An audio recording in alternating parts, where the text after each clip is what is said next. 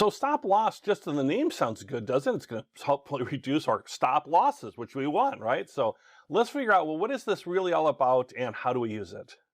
So a stop loss is actually a trading order, an order that you place. So really the definition of it is an order you put in place with your broker, your online broker typically, to automatically exit a trade if it goes against you by a certain amount.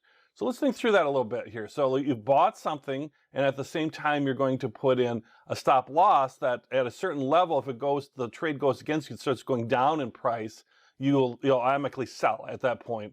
And you can determine, how far down you want to do that. And we have a lesson on that as far as how to actually set these things. But basically, you're thinking about it's an automatic exit of a trade that you're setting up ahead of time. So the stop loss you input is an amount below the current market price, what people are buying at, what you might be buying at, especially if you're putting in a market order where you're buying at market price, for example. And you place at the same time you place your buy order. So at the same time you're buying, you're putting in a stop loss that only gets executed and automatically if certain conditions are met. And why are you doing this? It's part of the overall plan, right? It's part of the plan to minimize losses, is what it is. Because sometimes these things can turn on you quickly, and so you want to have something that's automated that can help you with that and really lock in either profits, if you've got a lot of profit off a trade and you want to kind of lock those in a little bit with a stop loss order, or to minimize losses right off the get-go, but you're placing at the same time that you place your buy order. So if we look at this graphic here, it's from Financial Express, kind of a nice graphic. You can see where the person's watching a trend on the left there that's going downward, but then it turns around and he's looking at a place where he's first pointing like, okay, that's where I want to really kind of make sure, I think that's going to settle, and I want to stop my losses there. And then he buys, right? So he waits for the trend to develop, and that's a good thing, waiting for the security and the trend. The trend is your friend to develop, and is buying there. And then is placing a stop loss order at that point just below the buy order. So the idea is if he buys there and it goes down pretty quickly, he's going to minimize the losses by having that stop loss order in. As it turns out in this graphic, the order keeps going up, the security keeps going up in the green there. And then if he leaves that stop loss order in place, it would come back down.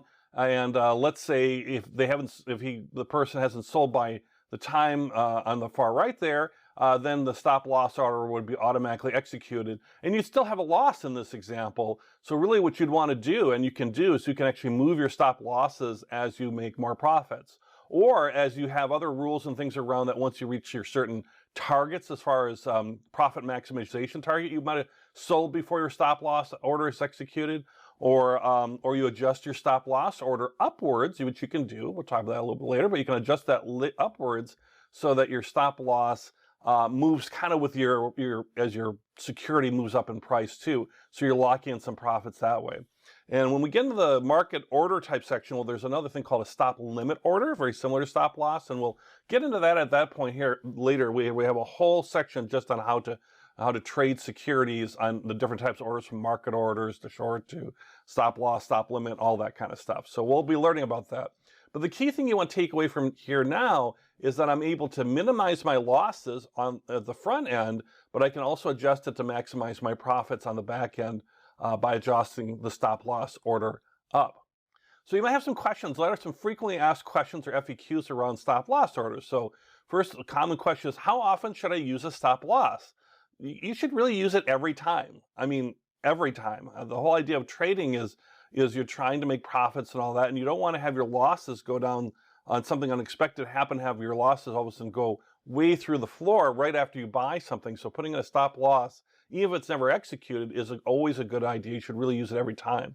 The exception on that might be a buy and hold, or a long time hold investor. Somebody's holding for a year or more, then they might want to, their whole idea is that they're going to go through long down periods and have that security come back up, is the idea, by basically using time on their side.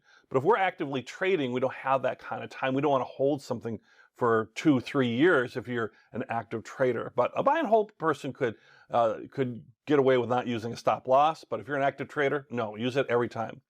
Do I have to use it? Can I just sell when I feel like it?